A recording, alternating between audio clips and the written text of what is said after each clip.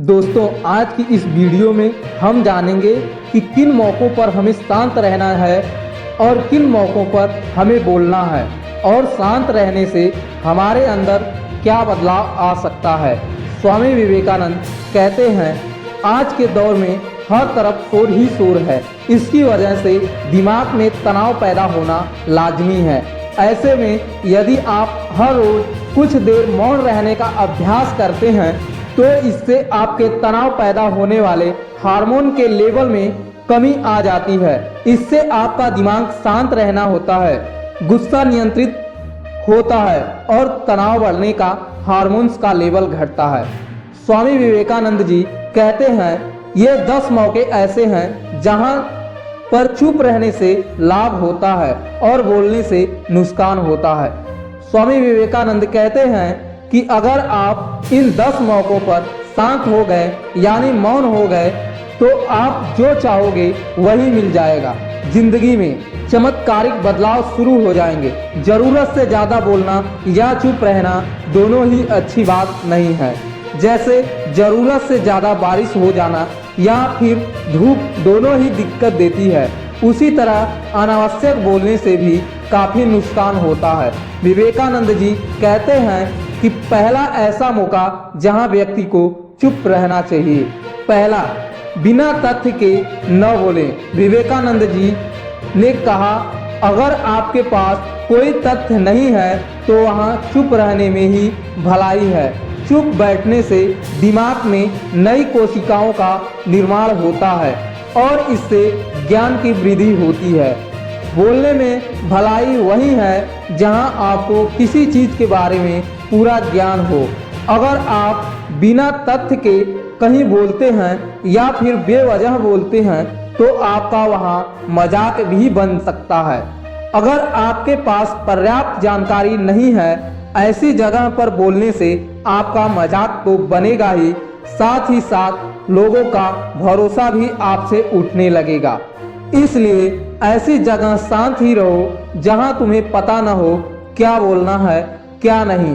कई बार कुछ लोग ऐसे होते हैं जो हर जगह अपनी उपस्थिति बताने लगते हैं। उन्हें पता नहीं होता है कि क्या हमें बोलना है, लेकिन फिर भी बोलते जाते हैं और फिर बाद में दूसरे लोग उनके जाने के बाद उनका मजाक भी उड़ाते हैं।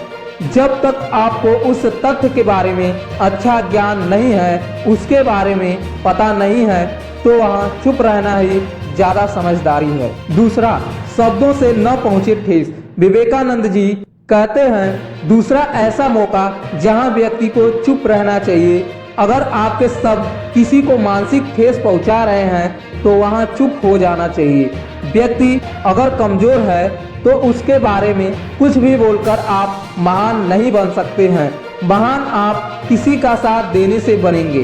कई बार होता है कुछ लोग अपने से छोटे व्यक्ति को भला बुरा कहते रहते हैं। सामने वाला इंसान कद से तो आपसे छोटा है, आपको कुछ नहीं बोलेगा, लेकिन आप उसकी नज़रों में गिरते चले जाएंगे। तो हो सकता है कि कल वह भी आपसे पद में बड़ा हो जाए। पद में जब वह आपसे बड़ा हो जाएगा तो आप जो रवैया आप उसके साथ हैं, आने वाले समय में वह भी आपके साथ वही करेगा। आप किसी को नीचा दिखाकर बड़ा नहीं बन सकते हैं।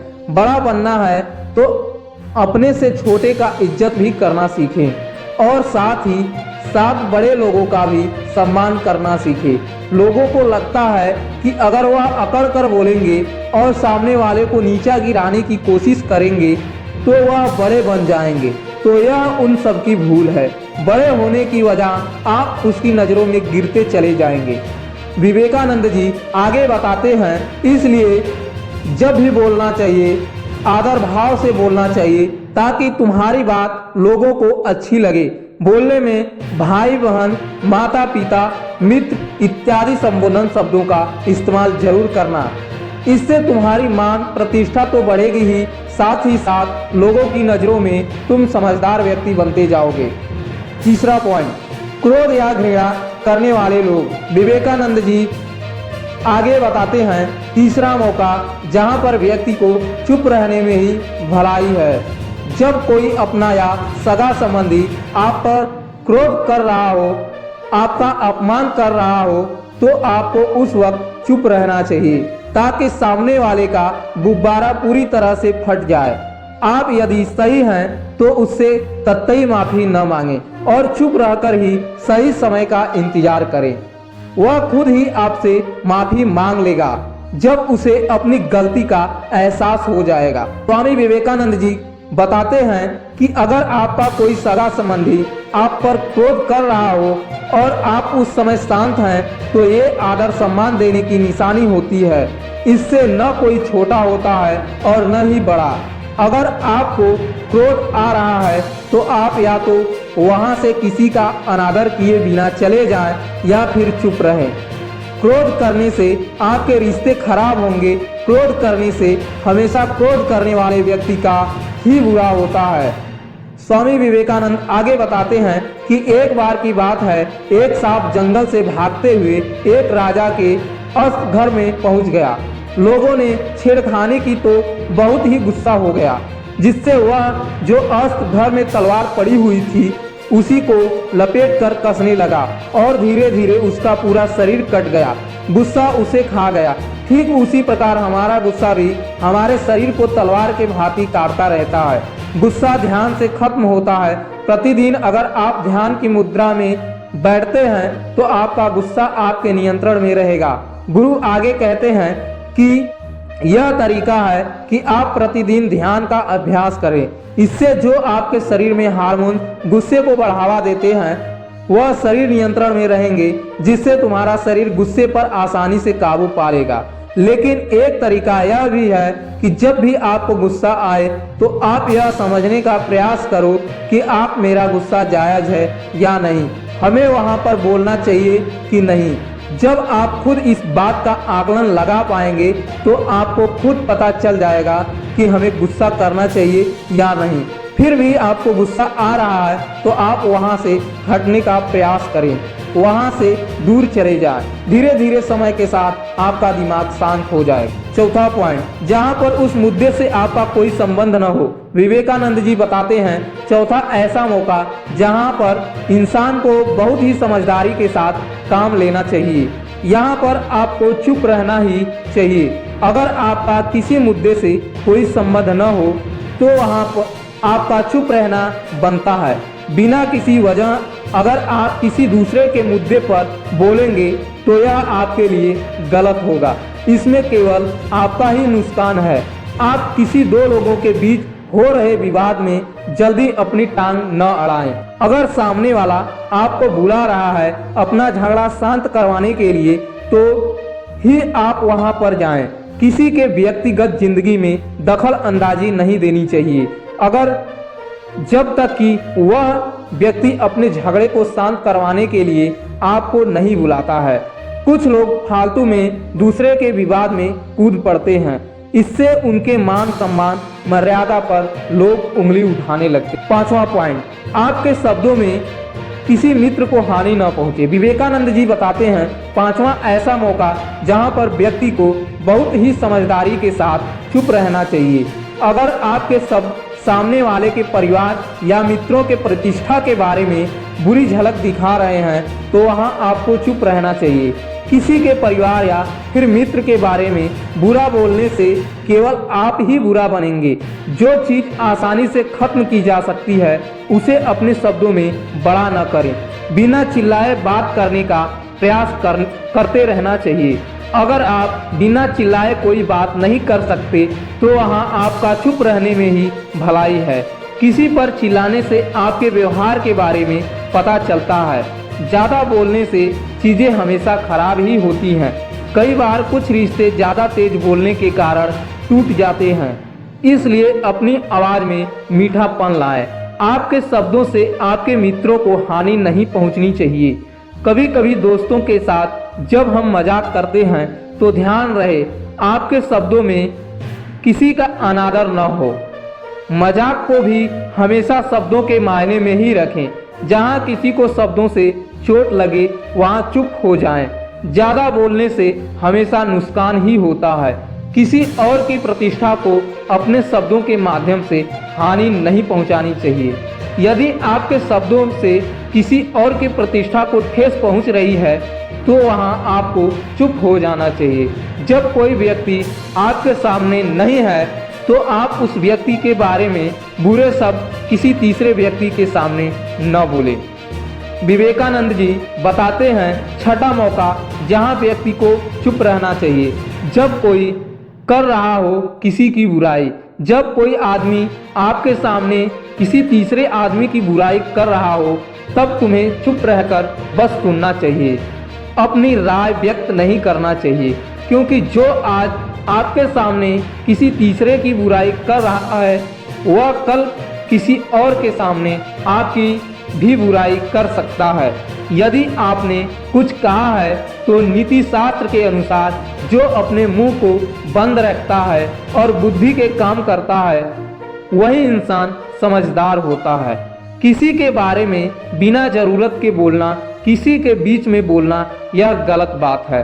कभी कभी हमारे लिए बुद्धिमानी इसी में होती है कि हमें अपना मुंह ऐसी जगह पर नहीं खोलना चाहिए। सातवां पॉइंट, जब कोई नहीं समझे आपकी भावना। विवेकानंद जी बताते हैं यदि आपको लग रहा है कि कोई व्यक्ति आपकी भावना या दुख को या आपकी जो परेशानी है उसको वह समझ नहीं पा रहा है या समझने का प्रयास ही नहीं कर रहा है या वह आपको ध्यान से सुन ही नहीं पा रहा है तो ऐसे व्यक्ति के सामने आप चुप ही रहें, क्योंकि ऐसे लोगों को आपकी भावना या दुख से कोई मतलब नहीं है। ऐसे लोगों को अपना राज बताकर आप बाद में पछताएंगे। इसलिए हर किसी को अपने मन की बात नहीं बतानी चाहिए। अगर आपको लग रहा है कि सामने वाला आपकी बात को नहीं समझ पा रहा है, आपकी भावनाओं को नहीं समझ पा रहा है, तो वहां पर आपको नहीं बोलना चाहिए। जब आपको लगने लगे कि सामने वाला आपकी भावनाओं को ठीक से समझ रहा है, आप जो कह रहे हैं वह ठीक से सुन रहा है, तभी आप अपनी बात उससे कहें। विवेकानंद कहते हैं आठवां मौका जहां पर व्यक्ति को चुप रहना चाहिए, जब कोई इंसान अपना दुख व्यक्त करे। यदि कोई इंसान अपने दुख या परेशानी को आपको बता रहा है तो इसका मतलब यह है कि वह आपको अपना समझ रहा है। ऐसे में तुरंत ही उसे समाधान बताने की वजह चुप रहकर उसके दुख या समस्या को सुने। उसके दुख या समस्या को किसी और को न बताएं। वह इसलिए नहीं बता रहा है कि आप उसकी समस्याओं का समाधान कर देंगे, बल्कि वह इसलिए भी बता रहा है कि सामने वाला उसकी बात को समझ रहा है। कई बार बताने से दुख कम हो जाता है। आपको अपना दुख इसलिए बता रहा होगा कि उसे लग रहा है आप उसकी बात को समझ रहे हैं। दुख बांटने से कम हो जाता है।